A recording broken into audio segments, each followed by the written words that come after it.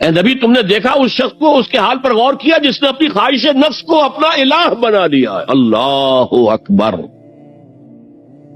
الہ، لا الہ الا اللہ، کلمہ توحید کا مرکزی لفظ یہاں آ رہا ہے، من اتخذ الہہ ہواہ، جس نے اپنی خواہش نفس کو اپنا معبود بنا لیا، الہ بنا لیا۔ افانت تکون علیہ وکیلا، کیا آپ ایسے شخص کی کوئی ذمہ داری لے سکتے ہیں؟ سود حرام ہوا کرے جی، حرام ورام، ہمارا دھندا جو ہے وہ آگے بڑھ نہیں سکتا، تو اللہ کے حکم کو پیچھے ڈالا، نفس کے تقاضے کو آگے رکھا۔ کون معبود ہے آپ کا؟ نام عبداللہ رکھیے، نام عبد الرحمان رکھیے، ہے عبد النفس، نفس کے بندے، نفس کے غلام۔ یہ میں نے یوں سمجھیے کہ جیسے میں نے ہجرت اور جہاد کی ڈیفینیشنز کی تھی۔ ہجرت کا بیس کیا ہے؟ پوچھا گیا ایو الہجرت افضل ہو یا رسول اللہ، اے اللہ کے رسول بتائیے سب سے اعلیٰ ہجرت کون سی ہے، افضل؟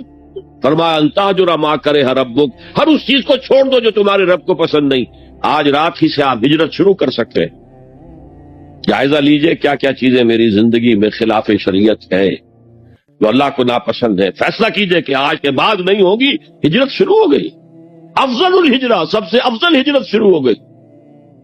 لیکن ٹاپ پر لے جائیے تو یہ ہجرت جب اللہ کے دین کو قائم کرنے کی جدوجہد اس مرحلے پر آ جائے کہ اب باطل کے ساتھ ٹکراؤ ہے اور اب چاہیے کہ ساری قوت ایک مرکز پر جمع ہو جائے، ہجرت فرض کر دی گئی، وہ ہجرت گھر بار چھوڑ کر، اہل و عیال کو چھوڑ کر اور مکے کے بھیڑیوں کے رحم و کرم پر چھوڑ کر اپنے گھر والوں کو، جو لوگ ہجرت کر کے آئے، حکم تھا۔ ہجرت مدینہ فرض تھی، ہجرت حبشہ فرض نہیں تھی، صرف اجازت تھی کہ جن سے سختیاں نہیں جھیلی جا رہی مزید وہ چلے جائیں۔ تو ہجرت کا یہ ابتدائی نقطہ، انتہا یہ جہاد، المجاہد من جاہد نفسہ، جہاد تو یہاں سے شروع ہو گیا، اپنے نفس کے خلاف جہاد کرنا۔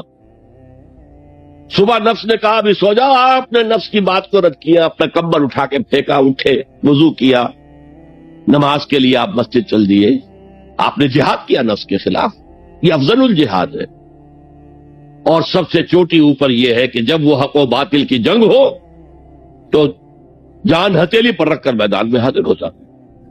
اسی طرح یہ جو شرک فی الاطاعت ہے، میں نے آپ کو اس کی ابتدا بھی بتا دی، انفرادی سطح پر۔ افرأیت من اتخذ الہہ ہواہ افانت تکون علیہ وکیلا، کیا تم نے غور کیا اس شخص کی حالت پر جس نے اپنی خواہش نفس کو اپنا معبود بنا لیا، الہ بنا لیا، کہہ رہا ہے لا الہ الا اللہ، لا الہ الا اللہ، لیکن الہ تو اس کا نفس ہے۔ اب اس کو انتہا پر لے جائیے۔ عہد حاضر کا سب سے بڑا شرک، سب سے بڑا شرک، سب سے بڑا شرک عوامی حاکمیت کا تصور ہے۔ حاکم اللہ کے سوا کوئی نہیں، ان الحکم الا للہ۔ ظاہر بات ہے فرعون نے اگر دعویٰ کیا تھا میں تمہارا خدا ہوں، انا ربکم الاعلی، تو کیا اس کا مطلب یہ تھا کائنات میں نے پیدا کی ہے، تمہیں میں نے پیدا کی ہے؟ ذرا سوچئے، کیا وہ بزرگ موجود نہیں ہوں گے جنہوں نے اسے دیکھا ہو کہ آج اس کی ولادت ہوئی تھی، کل اس کی کوئی اور سیری بنی ہوئی تھی؟ یہ کیسے دعویٰ کیا تھا؟ میرا حکم چلے گا، میں نہیں جانتا، الیس لی ملک مصر، مصر کی حکومت میری ہے کہ نہیں؟ یہ دعویٰ تھا، یہ خدائی کا دعویٰ۔ کسی زمانے میں وہ فرد ہوتے تھے، نمرود ہوتے تھے، نماردہ، فراعنہ۔ جمال عبد الناصر نے نعرہ لگایا تھا نحن ابناء الفراعنہ، بڑے فخر کے ساتھ ہم فرعونوں کی اولاد۔ اور صدام نے لگایا تھا نعرہ نحن ابناء النماردہ، ہم نمرودوں کی اولاد۔ عراق کے بادشاہوں کا لقب نمرود تھا اور مصر کے بادشاہ فراعنہ تھے، فرعون تھے۔ زمانے کا جب ارتقاء ہوا ہے اور اس میں فیصلہ کن کام جو ہے وہ حضور نے صلی اللہ علیہ وسلم، جب حضور کی حیات طیبہ کے بعد خلافت انفرادی سے اجتماعی ہو گئی۔ جب تک نبوت جاری تھی نبی ہی خلیفہ ہوتا تھا اللہ، اس کی ہاٹ لائن اللہ کے ساتھ وحی کی لگی ہوئی ہے، ادھر سے حکم آتا ہے، وہ امپلیمنٹ کرتا ہے، جہاں اس کا حکم نہیں ہے وہ اپنا بیسٹ ججمنٹ استعمال کر کے فیصلہ کرتا ہے۔ یہی ہے وائس جیرنسی، یہی ہے خلافت، ایسنس آف خلافت یہی ہے۔ جیسے وائس رائے دلی میں ہوتا تھا، ہمارا بادشاہ یا ملکہ تو انگلستان میں ہوتے تھے۔ اب جو ہز میجسٹیز گورنمنٹ یا ہر میجسٹیز گورنمنٹ سے حکم آیا، وائس رائے اس میں کوئی تغیر و تبدل نہیں کر سکتا، he has to implement it as such. جہاں کوئی حکم نہیں ہے تو وہ مقام پر بیٹھا ہے، آن دی اسپاٹ ہے، حالات کو دیکھے اور جو مملکت اور کنگڈم کی مصلحت میں سب سے بہتر نظر آئے وہ فیصلہ کر لے۔ لیکن حضور پر نبوت ختم تو خلافت کلیکٹو ہو گئی، خلافت المسلمین۔ اگرچہ شروع میں امیر المومنین کہا جاتا تھا، کچھ عرصے کے بعد خلیفت المسلمین یہ اصطلاح جو ہے وہ عام۔ اسی طرح انفرادی ملوکیت کی بجائے اجتماعی ملوکیت کا تصور جو ہے شیطان نے پٹی پڑھائی۔ ابلیس کی مجلس شورا جو اقبال کی بڑی ہی یوں سمجھیے کہ اہم ترین نظموں میں سے، امت مسلمہ کے نام پیغام پر مشتمل وہ نظم جو ہے، اور وہ ان کے آخری ایام کی ہے، اور وہ ان کی زندگی میں چھپی بھی نہیں تھی، ارمغان حجاز ان کے انتقال کے بعد چھپی ہے، جس میں آخری جو کلام تھا فارسی اور اردو دونوں کا جمع کر دیا گیا، ورنہ اس سے پہلے فارسی علیحدہ چھپتی تھی کتابیں، اردو کی علیحدہ، لیکن اب اتنا کم تھا کہ ان کے لیے علیحدہ کتابیں شائع کرنا مناسب نہیں سمجھا گیا۔ ابلیس نے مجلس شورا بلائی، ایک مجلس شورا کے جو رکن نے کہا کہ دیکھو جمہوریت کا دور آ گیا ہے، اب ہماری ابلیسیت کو تو بڑا خطرہ ہے، ابلیسی نظام تو ختم ہو جائے گا، جمہوریت توڑ دی بندوں نے آقاؤں کے خیموں کی تناب۔ یہ تو عوام نے جو ہے اپنے آقا بیرنز اور لارڈز اور بادشاہوں کے خیموں کی تنابیں توڑ دی، گرا دیے خیمے، یہ تو انقلاب آ رہا ہے، میرے آقا وہ جہاں زیر و زبر ہونے کو ہے، جس جہاں کا ہے فقط تیری سیاست پر مدار۔ ابلیس کیا کہتا ہے بڑے ٹھنڈے انداز میں، ہم نے خود شاہی کو پہنایا ہے جمہوری لباس، جب ذرا آدم ہوا ہے خود شناس و خود نگر۔ آج آدمی میں ایک سیلف امپورٹنس پیدا ہو چکی ہے۔ یہ بادشاہ کون ہوتے ہیں جو ہمارے سروں پر مسلط ہے، محلوں میں رہتے ہیں، عیش کرتے ہیں، جو خون پسینہ جو ہے وہ کسان کر رہا ہے، ابھی انڈسٹریل ریولوشن تو نہیں ہوا تھا، وہ ساری بات جو تھی وہ زرعی معیشت تھی، خون پسینہ وہ کرتا ہے، فصل میں سے لائنز شیئر آ کر بیرن اور لارڈ وہ لے گیا، اور اس میں سے ایک حصہ اس نے بادشاہ کو پہنچایا، ایک اپنے پاس رکھا، ظالمانہ نظام ہے۔ تو ہم نے دیکھا کہ انسانوں میں کوئی شعور پیدا ہو گیا، خود شعوری، تو ہم نے ملوکیت کو ڈھال دیا نئے سانچے میں، ہم نے خود شاہی کو پہنایا ہے جمہوری لباس۔ وہ گندگی جو فرعون کے سر پر ٹنوں کے حساب سے رکھی ہوئی تھی، ہم نے کہا تولا تولا سب میں تقسیم کر دو، ایک ایک ووٹ سب کے ہاتھ میں دے دو اور کہہ دو تم حاکم ہو۔ ہم نے خود شاہی کو پہنایا ہے جمہوری لباس، جب ذرا آدم ہوا ہے خود شناس و خود نگر۔ تو نے کیا دیکھا نہیں مغرب کا جمہوری نظام، چہرہ روشن اندروں چنگیز سے تاریک تر۔ It is the dictatorship of the capitalist, جسے جمہوریت کا نام دیا جا رہا ہے، کھیل ہے، تماشا ہے۔ تو آج کی دنیا کا سب سے بڑا شرک اسے کوئی جانتا ہی نہیں، وہ شرک فی العقیدہ ان کو معلوم ہے، اور اس کے اوپر فتوے بھی وہ لگا دیں گے۔ کوئی قبر کے سامنے کھڑے ہو کر کوئی دعا کر رہا ہے، کسی کو رکوع کر لیا، کسی نے سجدہ کر لیا، تو خیر ٹھیک ہے، وہ تو ایک شرک جلی ہو رہا ہے، وہ تو معلوم ہے اس کی نفی ہو رہی ہے۔ لیکن یہ وہ تھے شرک جو پہلے تھے، آج کا شرک بالکل اور ہے۔ آج کا شرک دو میں گنوا دیتا ہوں آپ کو، ایک ہے عوامی حاکمیت کا تصور، ایک ہے مادہ پرستی کا تصور۔ مادے پر سارا توکل اور اعتماد ہے، اللہ پر کہاں توکل رہا، کہاں اعتماد رہا۔ میٹیریلزم یہ ایک مذہب ہے، یہ ایک فلسفہ ہے۔ بہرحال اطاعت کے ضمن میں شرک فی الاطاعت کیا ہے؟ انفرادی سطح پر نفس پرستی، نفس کو اپنا معبود بنا لینا، اجتماعی سطح پر عوام کی حاکمیت، بدترین شرک۔ اب آئیے محبت، شرک فی المحبت کیا ہے؟ اگر کسی بھی شے اور کسی بھی انسان کی محبت اللہ کی محبت سے بڑھ جانا تو دور کی بات ہے، برابر بھی آ کر ہم نشین ہو گئی، بیٹھ گئی، تو یہ شرک ہے۔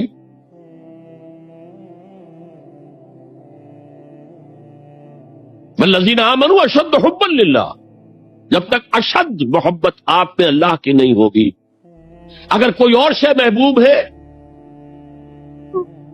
تو من الناس من یتخذ من دون اللہ اندادا یحبونہم کحب اللہ، لوگوں میں سے ایسے بھی ہیں جنہوں نے اللہ کو چھوڑ کر کسی اور چیزوں کو مد مقابل بنا لیا ہے، ان سے وہ محبت کرتے ہیں جو اللہ سے کرنی چاہیے تھی۔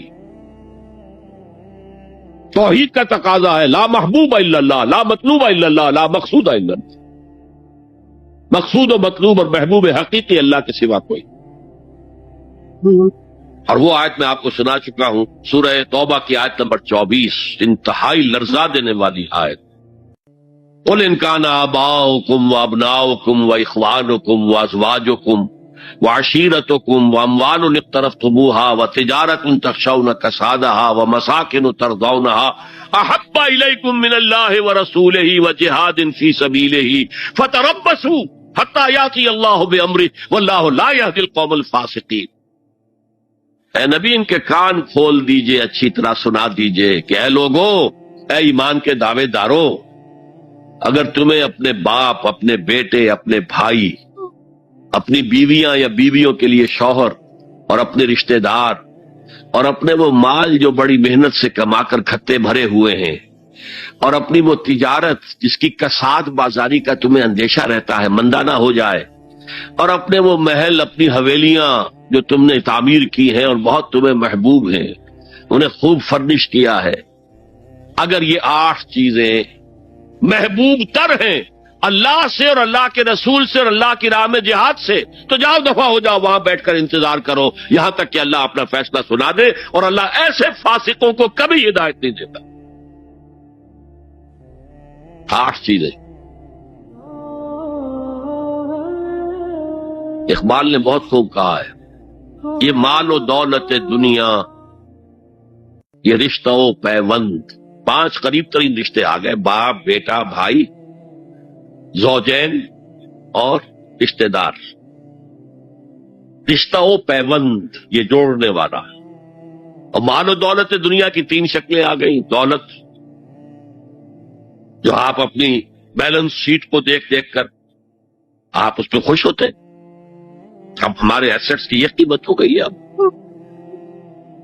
اور وہ مکانات جو آپ نے بنائے ہیں بڑے محبوب ہیں، اور ایسے بنائے ہیں، قرآن مجید میں آتا ہے لعلکم تخلدون، ایسے بنا رہے ہیں تمہیں ہمیشہ رہنا ان مکانوں کے اندر، اور وہ کاروبار جن میں تمہیں اندیشہ رہتا ہے کہ کہیں کساد نہ ہو جائے، کوئی ڈپریشن نہ آ جائے۔ یہ 8 چیزیں، یہ مال و دولت دنیا 3، یہ رشتہ و پیوند، بتان وہم و گما لا الہ الا اللہ، یہ سب وہم و گمان کے بت ہیں جن کی پرستش میں تم لگے ہو، ان سب کی پرستش چھوڑو تو لا الہ الا اللہ کا حق ادا ہو۔ اب اس اصول کو بھی اپلائی کرنا شروع کیجیے۔ آئیے انڈیویجول لیول پر، دولت کی محبت، اگر آپ کو دولت کی محبت آمادہ کرتی ہے کہ اللہ کے حدود کو پامال کرے، حرام ذرائع استعمال کرے، دولت آنی چاہیے، حلال سے ہو، حرام سے ہو، جائز سے ہو، ناجائز سے ہو، بائی ہوک اور بائی کروک دولت آنی چاہیے، تو آپ کی محبوب حقیقی کون ہوئی؟ دولت۔ یہ دولت آپ کی معبود ہے۔ کون بڑے سے بڑا موحد اس شرک کا احساس رکھتا، اور حضور نے اس قدر کلیئر فرمایا ہے، تعس عبد الدینار و عبد الدرہم، ہلاک ہو گیا یا ہلاک ہو جائے، یہ کلام خبریہ ہے، یا یہ بددعا ہے، تعیسا عبد الدینار و عبد الدرہم، درہم و دینار کا بندہ ہلاک ہو جائے۔ نام عبد الرحمن ہے، حقیقت میں عبد الدینار ہے، عبد الدرہم۔ درہم و دینار آنے چاہیے، جائز سے یا ناجائز سے، حلال سے یا حرام سے، صحیح سے یا غلط سے۔ بھائی ہو کر بھائی تو معبود کون ہوا؟ ہمارے ہندو بھائیوں نے کیا کیا؟ لکشمی دیوی دولت کی دیوی ہے، اس کی پوجا کرتے کس لیے؟ مطلوب کیا ہے؟ دولت۔ اس کی پوجا وہ خوش ہو جائے تو دولت ملے گی۔ ہم نے کہا ہٹاؤ جی اس دیوی کو بیچ میں سے، ہم براہ راست ہی پوج لیں گے، بس یہی تو فرق کیا ہے نا۔ عبد الدینار و عبد الدرہم، یہ ہے انفرادی سطح پر۔ شرک فی المحبت، جو روح عبادت ہے، جو عبادت کی جان ہے، محبت، غایت الحب ما غایت الذل والخضوع، اور ٹاپ پر لے آئیے۔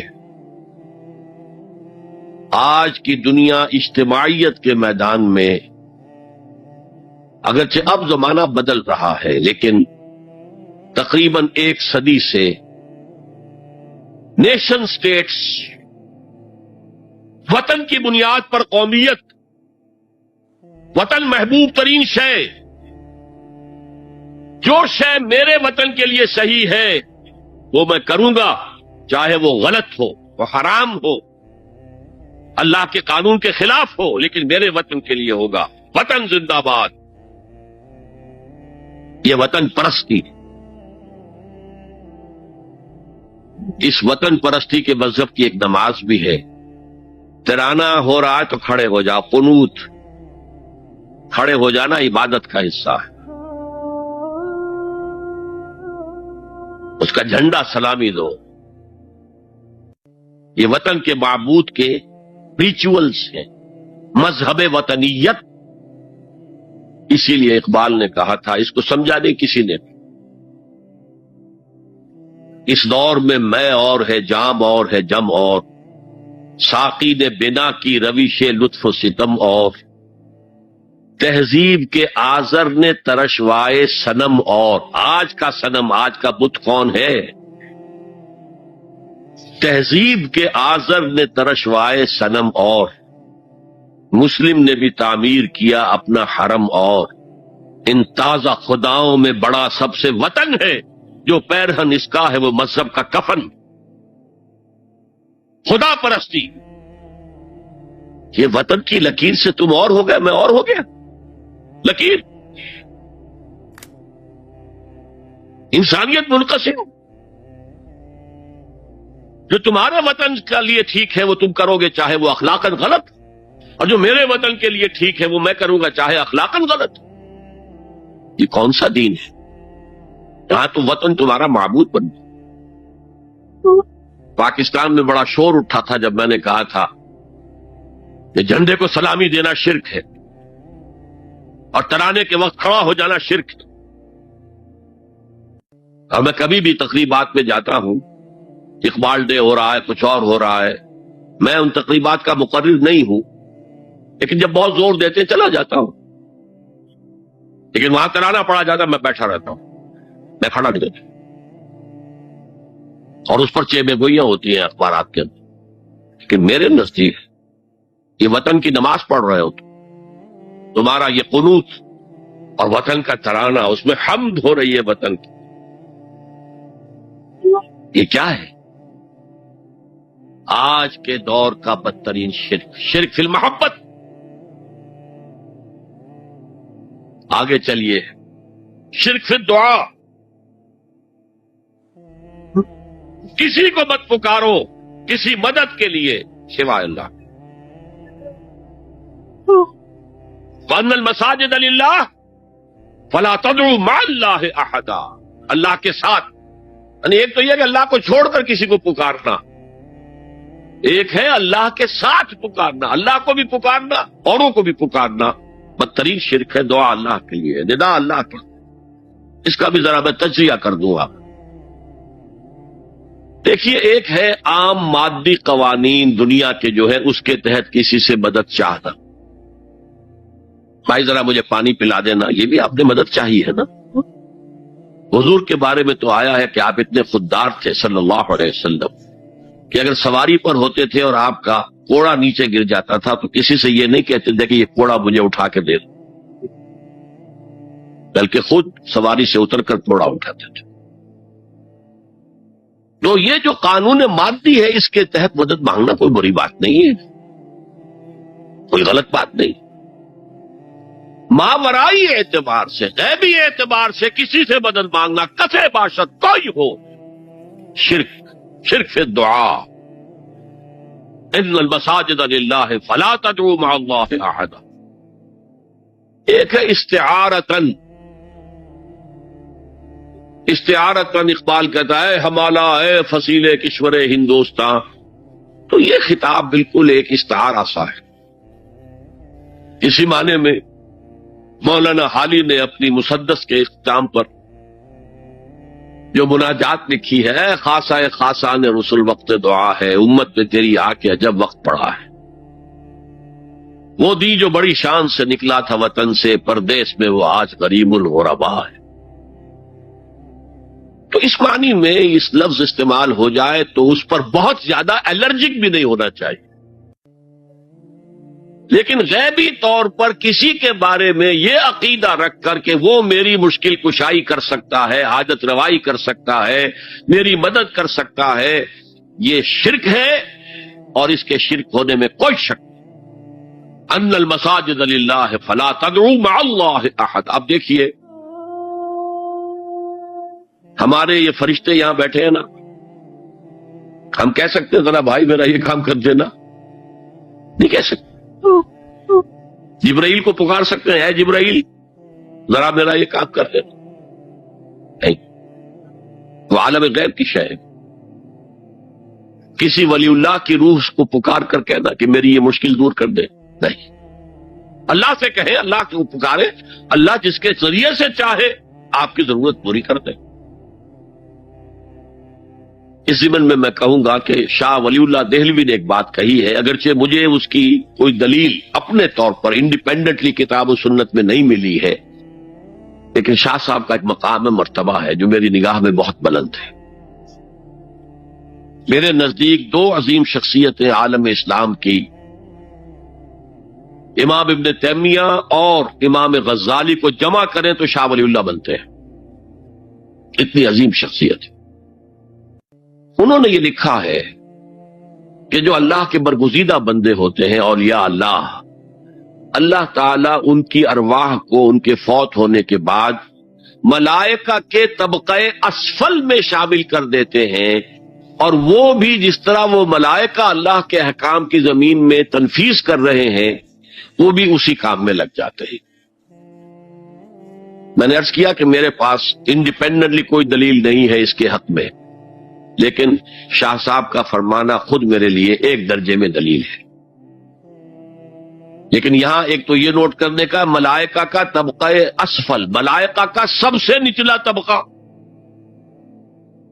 اور اللہ کے حکم کی تنفیذ کرتے تو فرشتے کر رہے ہیں، وہ بھی ہوں، ہمیں سے کیا غرض ہے؟ ہم نہ فرشتے کو پکار سکتے ہیں اور نہ کسی ولی اللہ کو پکار سکتے۔ پکارو اللہ کو، قال ربکم ادعونی استجب لکم ان الذین یستکبرون عن عبادتی سیدخلون جہنم داخرین۔ تمہارا رب کہتا ہے مجھے پکارو، مجھ سے مانگو، میں تمہیں دوں گا، تمہاری دعا سنوں گا، قبول کروں گا، اور جو بربنائے تکبر مجھ سے نہیں مانگتے وہ جہنم میں داخل ہوں گے، ذلیل و خوار ہو گے۔ حضور نے ایک بات مجھے متن یاد نہیں ہے، بہت پیاری فرمائی، دیکھو انسانوں سے تم مانگتے ہو کچھ تو ایک دفعہ تو اس کے ماتھے پر، تیوری پر بل پڑ ہی جاتا ہے، یہ کیوں میرے سامنے ہاتھ سوال کیا، کیوں مجھے اس سے مانگ رہا ہے، چلیے بعد میں کچھ وہ دے ہی دے، لیکن ناگوار گزرتا ہے۔ ارے اس سے مانگو جو کہتا ہے کہ مجھ سے مانگو اور میں دوں گا، اور نہ مانگنے پہ ناراض ہے، اس سے نہیں مانگتے۔ رات کے آخری ساعتوں میں، یا جسے آپ کہتے ہیں the small hours of the morning، حدیث میں آتا اللہ نزول اجلال فرماتے، جس کو ہم نہیں جانتے کیسے نزول ہوتا ہے، ذات باری تعالیٰ اور اس کے متعلقات کے بارے میں جو بات آ گئی قرآن میں حدیث میں وہ ہم مانتے ہیں، کیسا یہ ہم نہیں جانتے، اس کا ہاتھ ہے کیسا ہے ہم نہیں جانتے، اس کا چہرہ ہے کیسا ہے ہم نہیں جانتے، اس کی ساق ہے، اس کی پنڈلی ہے کیسی ہم نہیں جانتے، وہ سنتا ہے کیسے سنتا ہے ہم نہیں جانتے، کیا اس کے کان ہیں، کیا اسے بھی ساؤنڈ ویوز کی ضرورت ہے سننے کے لیے، وہ دیکھتا ہے کیسے دیکھتا ہے ہم نہیں جانتے،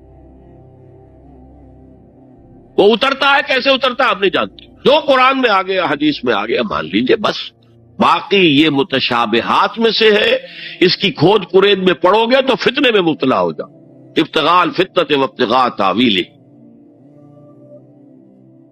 لہذا حدیث میں آتا ہے کہ رات کی آخری ساعتوں میں اللہ سمائے دنیا تک نزول فرماتے ہیں، اور پھر ندا لگتی ہے حل من سائل فاعطیہ، ہے کوئی سوال کرنے والا مانگنے والا کہ میں اسے دوں، حل من مستغفر فاغفر لہ، ہے کوئی گناہوں کی معافی چاہنے والا کہ میں اسے معاف کر دوں، ہم انٹا غفیل سو رہے، ہم تو مائل بکرم ہے، کوئی سائل ہی نہیں، راہ دکھلائیں کسے، رہنم منزل ہی نہیں، راہ کسے دکھا، اللہ کے راستے پر چلنے کا فیصلہ کرو، اللہ کی راہ میں جہاد کا فیصلہ کرو، پھر اللہ راستہ کھولے گا، والذین جاہدوا فینا لنہدینہم سبلنا، وہ لوگ کہ جو ہمارے راستے میں جہاد کریں، محنت کریں، مشقتیں کریں، ہم لازماً ان پر اپنے راستے کھولتے چلے جائیں۔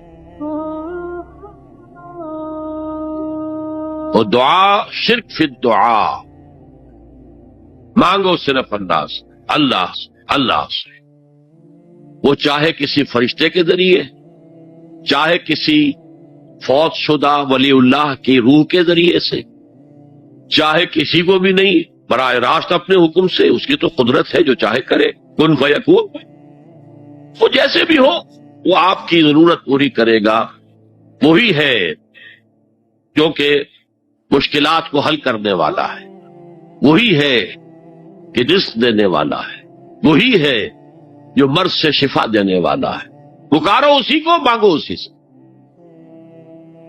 اب آئیے کچھ مراسم عبودیت ہوتے ہیں، مراسم رسم کہتے ہیں کسی چیز کی ظاہری شکل پہ، رہ گئی رسم ازاں روح بلالی نہ رہی، فلسفہ رہ گیا تلقین غزالی نہ رہی، یہ قرآن کا بھی ہم اسے رسم الخط کہتے ہیں، رسم الخط، اور یہ حضرت عثمان کے زمانے میں فائنل ہوا ہے کہ یہ اس طریقے سے لکھا جائے۔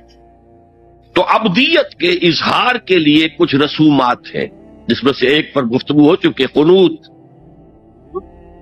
والقانتین والقانتات،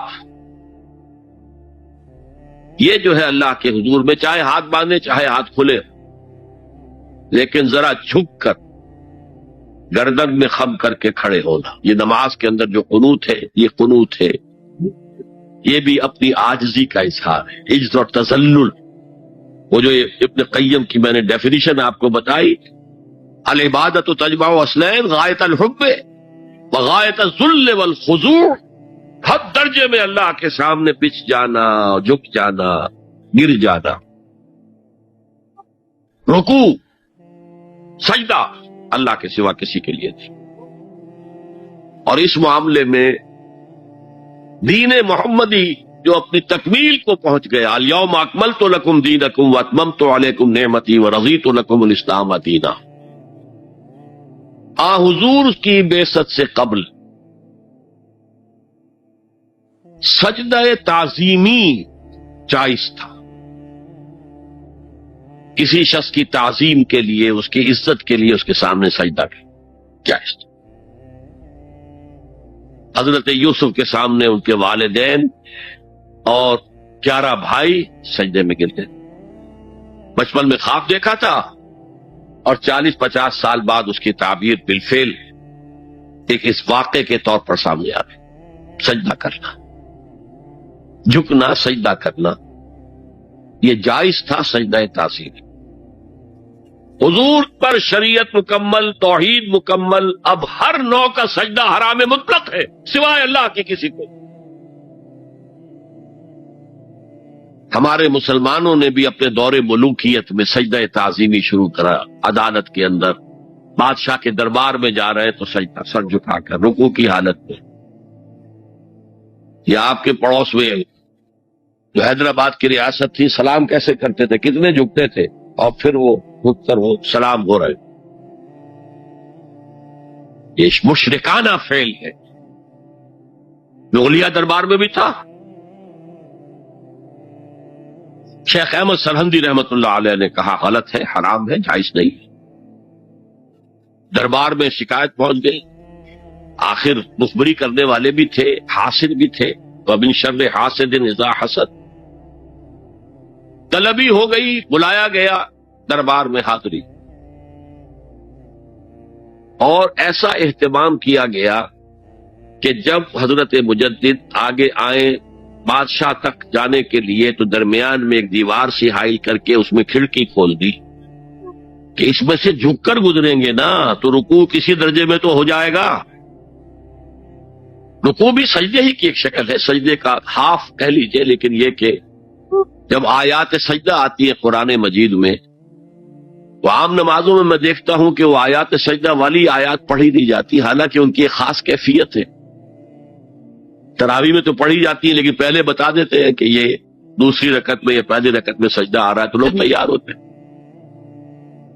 رکوع بھی اگر فوراً ہو جائے آیت سجدہ کے بعد تو اس سے بھی اس سجدے کا حق ادا ہو جاتا۔ بہرحال حضرت شیخ مجدد رحمت اللہ علیہ دربار میں آئے تو اس کھڑکی میں سے پہلے پاؤں گزارے، پھر اپنا سر نکالا، پھر جیل میں ڈال دیا گیا، کوئی پرواہ نہیں۔ حاضر ہوا میں شیخ مجدد کی لحد پر، وہ خاک کے ہے زیر فلک مطلع انوار، گردن نہ جھکی جس کی جہانگیر کے آگے، جس کی نفس گرم سے ہے گرمی احرار، وہ ہند میں سرمایہ ملت کا نگہباں، اللہ نے بر وقت کیا جس کو خبردار۔ دین الہی، دین محمدی کے خاتمے کا اعلان تھا۔ اب بڑے بڑے مولویوں نے یہ اکبر کو سبق پڑھایا تھا، بڑے مولوی، درباری مولوی، انہوں نے سبق پڑھایا تھا۔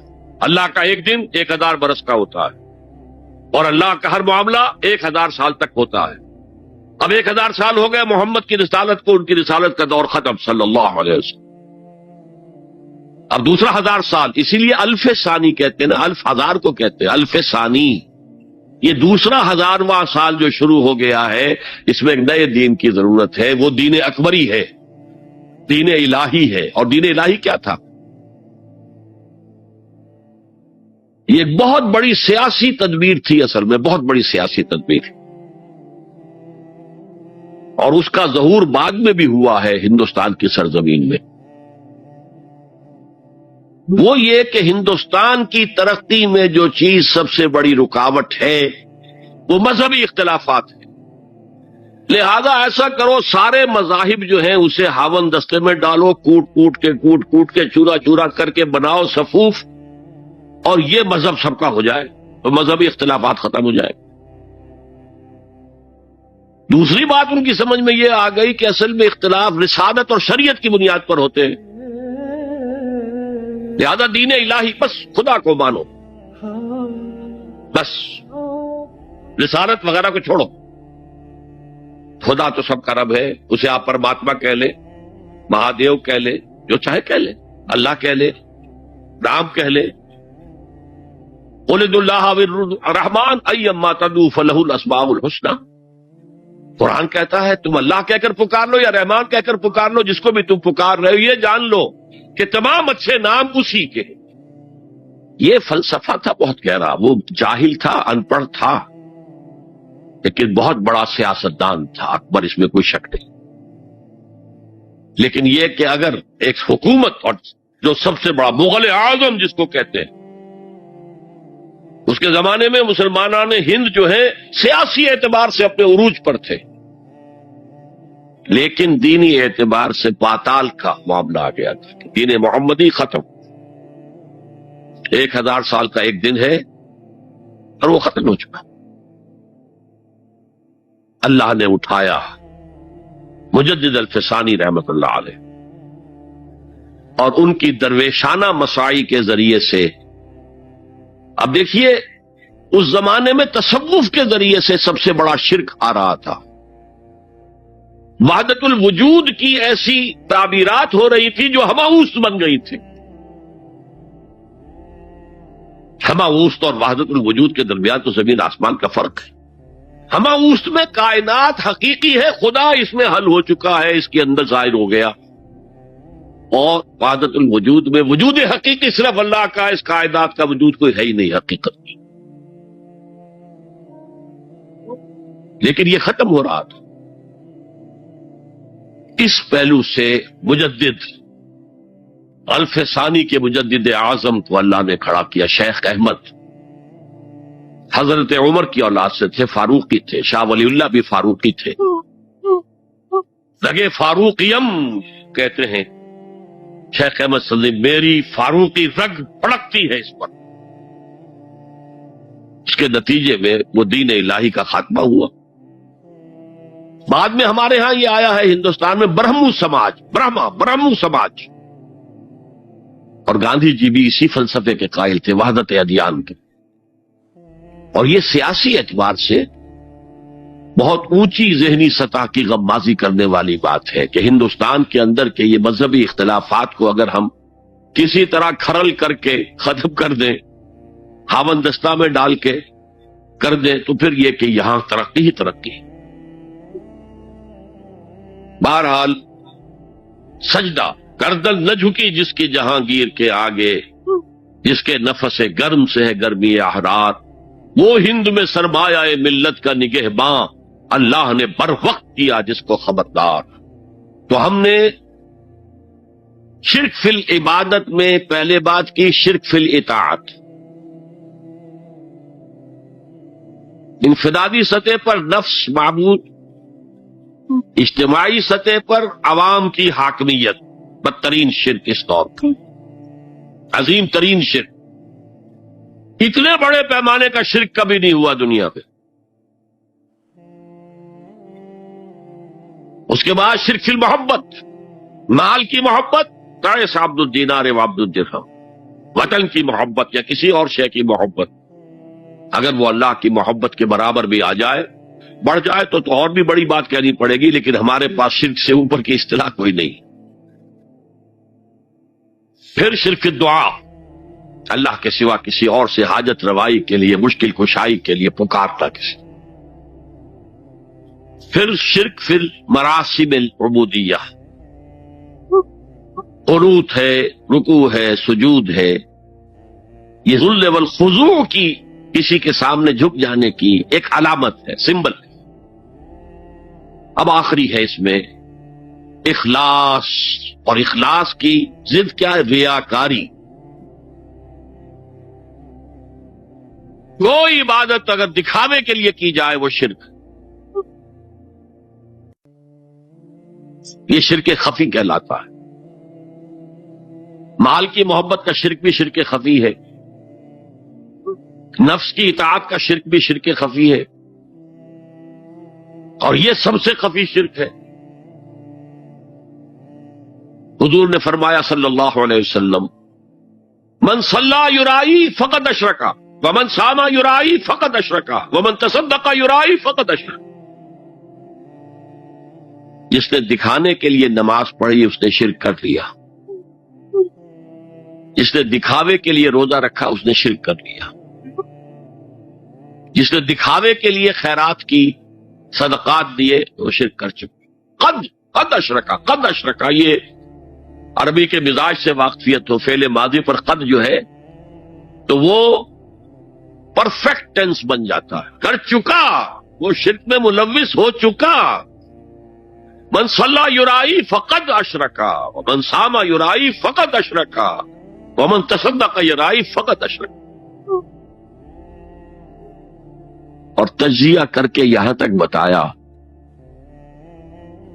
کہ اگر کوئی شخص نماز پڑھ رہا ہو اور جب وہ یہ دیکھے کہ کوئی اسے دیکھ رہا ہے تو اپنے سجدے کو طویل کر دے تو یہ شرک ہے۔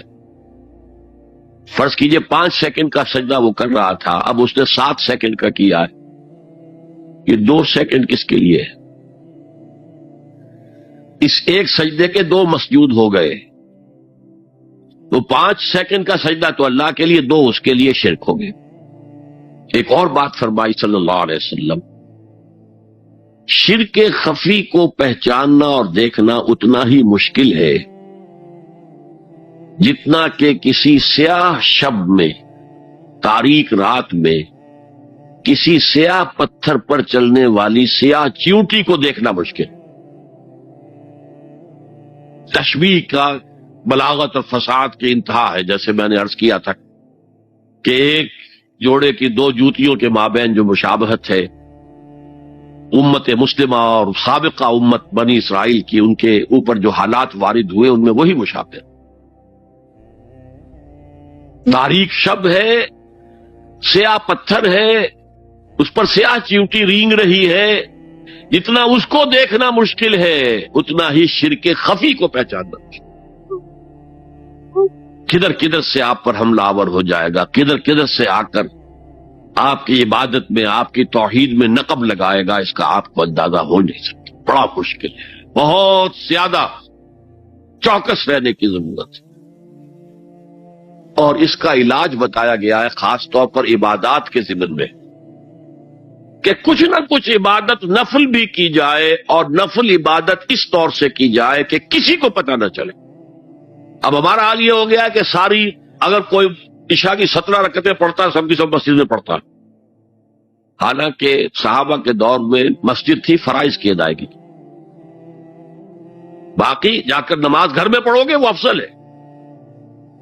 اور نوافل تو خاص طور پر اگر کسی کو تہجد کی توفیق ہو گئی ہے تو کسی نہ کسی طرح ڈھنڈورا پیٹے گا، اسے جی کیا کرے، میں رات کو جاگنا ہوتا ہے، طبیعت جو ہے بڑی بھاری رہتی ہے، ہو گیا اپنا ڈھنڈورا پیٹ دیا، تو اس سے تو مرض اور 2 آتشا ہو جائے گا، ریاکاری اور بڑھ جائے گا۔ اسی طریقے سے صدقات نافلہ فرمایا ایسے دو کہ داہنا ہاتھ جو کچھ دے بائیں ہاتھ کو پتہ نہ چلے، کسی کو پتہ نہ چلے۔ اس سے وہ ریاکاری کی جڑیں کٹتی ہیں، ریاکاری کی جڑیں جو ہیں دل کے اندر سے کٹتی ہیں۔ یہ علاج ہے ریاکاری کا، لیکن ریاکاری شرک۔ اب میں آخری بات پر آ رہا ہوں۔ آپ نے سوچا ہوگا کہ اس تجزیے کے تحت تو ہر گناہ جو ہے ادنا سے ادنا گناہ بھی شرک ہے۔ فجر کی نماز کے وقت اگر اٹھ کے نہیں گئے اور چادر یا کمبل کو سیدھا کر کے لیٹ گئے تو یہ شرک ہے۔ پھر کون سے گناہ ہے جو اللہ معاف کرے گا؟ یہ جو میں نے آیت آپ کو 2 دفعہ جو آئی ہے سورہ نساء میں سنائی، ان اللہ لا یغفر ان یشرک بہ ویغفر ما دون ذلک لمن یشاء، اللہ تعالیٰ اس کو تو ہرگز نہیں بخشے گا کہ اس کے ساتھ شرک کیا جائے، البتہ اس سے کم تر جس کو چاہے گا بخش دے۔ تو جان لیجئے یہ جو باریک تجزیہ میں نے کر کے بتایا ہے یہ اپنی جگہ 100% درست ہے، لیکن ان میں جو یہ چیزیں ہیں، کوئی کوتاہی ہو گئی، کوئی گناہ ہو گیا، کوئی شریعت کی مخالفت ہو گئی، نفس کے کسی اس وقت کے دباؤ میں آ کر یہ گناہ شمار ہوں گے اگر یہ آپ کی طبیعت ثانیہ نہ بن جائے۔ اگر یہ آپ کی سیکنڈ نیچر بن گئے تو ایک گناہ بھی ساری تباہی لانے کے لیے کافی ہے۔ اگر آپ نے ڈیرے ڈال دیے، غلطی ہو گئی، معافی مانگو، توبہ کرو، استغفار کرو، اللہ صاف کر دے گا۔ نہیں کرو گے تو پھر ایک گناہ پر بھی دوام اگر ہو گیا اور اس گناہ نے ایک نے بھی تمہارا احاطہ کر لیا تو وہ جہنم میں خلود کی وعید قرآن میں آئی ہے۔ بلا من کسب سیئۃ وَأَحَاطَتْ بِهِ خَطِیَّتُهُ فَأُولَٰئِکَ أَصْحَابُ النَّارِ هُمْ فِیہا خَالِدُونَ۔ کیوں نہیں جس نے کوئی ایک بھی بڑا گناہ، چھوٹا نہیں، یہ چھوٹے چھوٹے گناہ جو ہوتے رہتے ہیں، گناہ کبیرہ، لمم جن کو کہا گیا ہے، اس کی اللہ تعالیٰ کے ہاں پکڑ نہیں ہے، بلکہ وضو کرتے ہیں تو ہاتھوں کے اس طرح کے گناہ وہ دھل جاتے ہیں، آنکھوں کے گناہ دھل جاتے ہیں۔ گناہ کبیرہ اگر ایک بھی کریا اور مستقل کیا اور اس پر ڈیرے ڈال دیے اور وہ آپ کا احاطہ کر لے، آج کے دور میں سود کا نظام، سودی کاروبار، وہ تو آپ کا احاطہ کر گیا، آپ کے پورے وجود کا احاطہ کر گیا۔ بلا من کسب، اور کسبہ کہتے ہیں جان بوجھ کر کرنا۔ ایک ہے خطا سے ہو گیا، غلطی سے ہو گیا، وقتی طور پر کوئی تحریک ایسی ہو گئی، غلط ماحول میں بیٹھے ہوئے تھے، اس کے زیر اثر کوئی آپ سے بھی غلط حرکت سرزد ہو گئی، کبھی نفس کا جوش کچھ ایسا ہوا کہ آپ مغلوب ہو گئے، ٹھیک ہے، ایسنشلی وہ شرک ہے، لیکن یہ شرک گناہ کے درجے میں شمار ہوگا اگر آپ توبہ کر لیتے ہیں، رجوع کرتے ہیں، استغفار کرتے ہیں، اللہ بخشنے والا۔ لیکن اگر ایک گناہ کبیرہ بھی جان بوجھ کر اختیار کر لیا اور اسے مستقل اپنی زندگی کے اندر شامل کر لیا، بلا من کسب سیئۃ واحاطت بہ خطیئتہ فاولئک اصحاب النار هم فیہا خالدون، تو وہ پھر جہنمی ہیں، آگ والے ہیں، اور اس میں ہمیشہ ہمیش کے لیے رہنے والے۔ شرک فی ذات کے ضمن میں نے عرض کیا تھا کہ سورہ اخلاص جامع ترین اس کی نفی پر ہے، اور شرک فی صفات کی کامل نفی پر آیت الکرسی ہے۔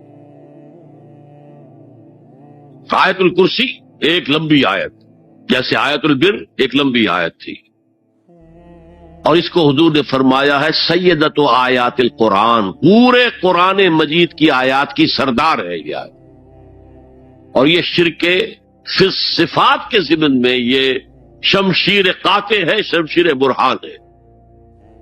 اللہ لا الہ الا ہو الحی القیوم، یہ وہی ہے، قل هو اللہ احد اللہ الصمد الحی، اللہ زندہ ہے، لیکن اس کی زندگی کو اپنی زندگی پر قیاس نہ کرنا۔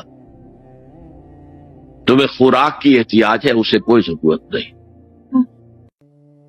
ما اريد منهم من رزق وما اريد ان يطعمون، مجھے کوئی احتیاج نہیں کہ مجھے کوئی رزق پہنچائیں، رزق دیں، مجھے کھلائیں، مجھے کوئی ضرورت نہیں۔ پھر تمہاری حیات نیند، اونگ، تھکان ان تمام کمزوریوں کے ساتھ ہے۔ وہ الحی ہے، اپنی ذات میں خود زندہ ہے، حیات اس کی ذاتی ہے، کسی اور نے عطا نہیں کی ہے۔ ہماری تو مستعار ہے، عمر دراز مانگ کے لائے تھے، 4 دن 2 آرزو میں کٹ گئے، 2 انتظار میں۔ اور القیوم بقیہ پوری کائنات کے لیے وہی ہے، اس کو تھامے ہوئے ہے۔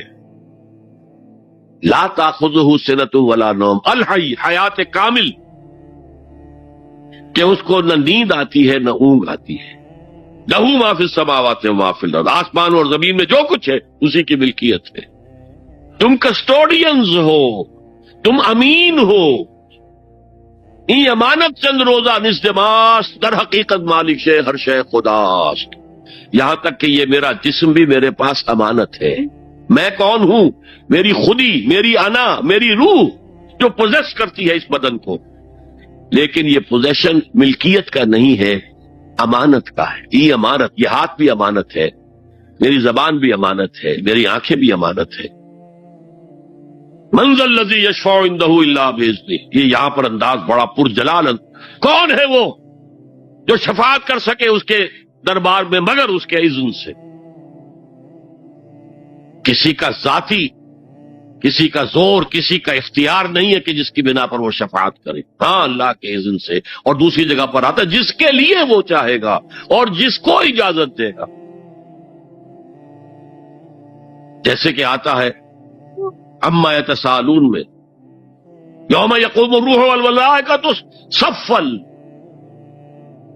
اور ان میں سے کوئی بھی بات نہیں کر سکے گا، کلام نہیں کر سکے گا، لا یتکلمون الا من اذن لہ الرحمن، سوائے اس کے جسے رحمان اجازت دے، وقال صوابا، اور صحیح بات کرے گا، کوئی غلط بات نہیں کرے گا۔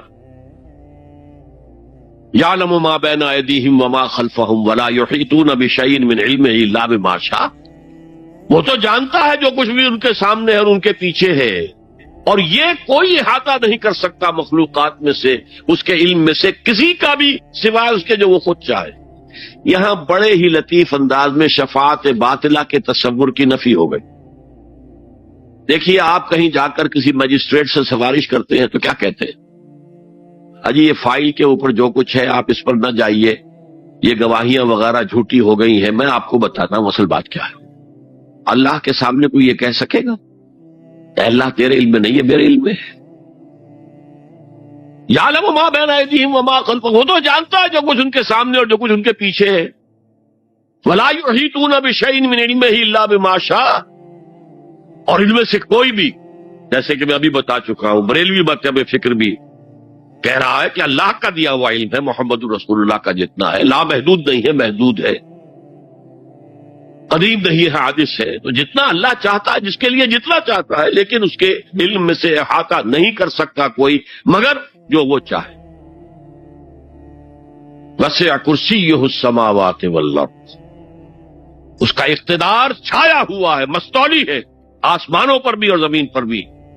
ولا یؤودہ حفظہما، اور اسے عاجز نہیں کر سکتی ان دونوں کی حفاظت. قیوم وہی ہے، صمد وہی ہے، لیکن اسے کوئی تکان تاری نہیں ہوتی، عاجز نہیں ہوتی. یہ اصل میں نفی ہے.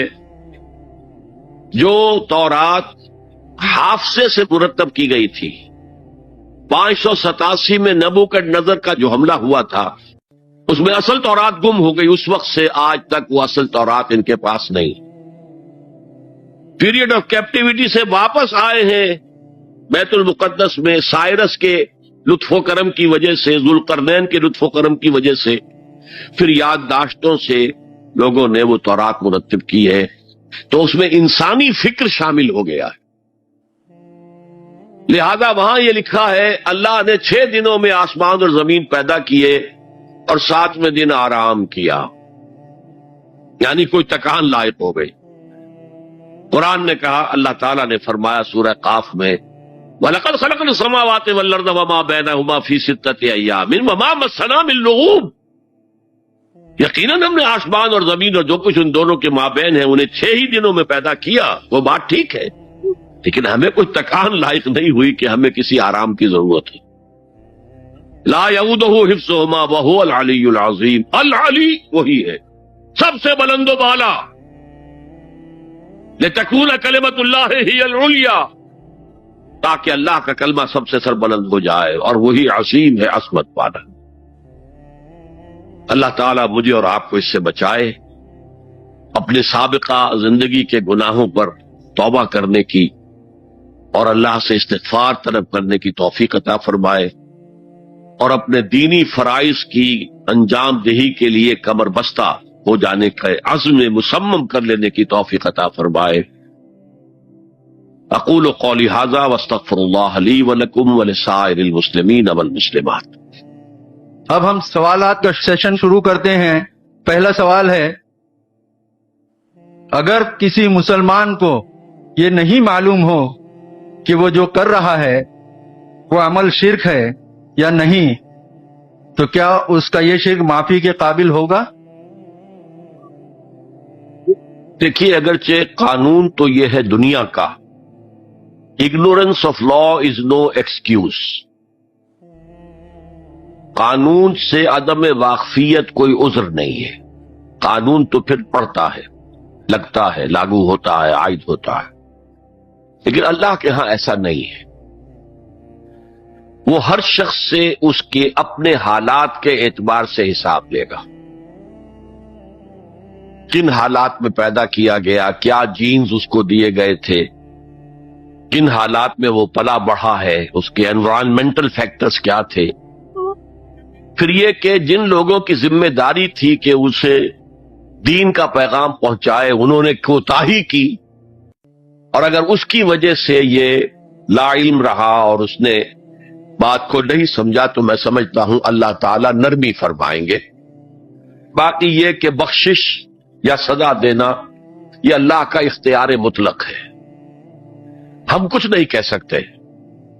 اللہ تعالیٰ ابو جہل کو بخش دے، ہم اعتراض نہیں کر سکتے، اس کی مخلوق ہے، جو چاہے کرے.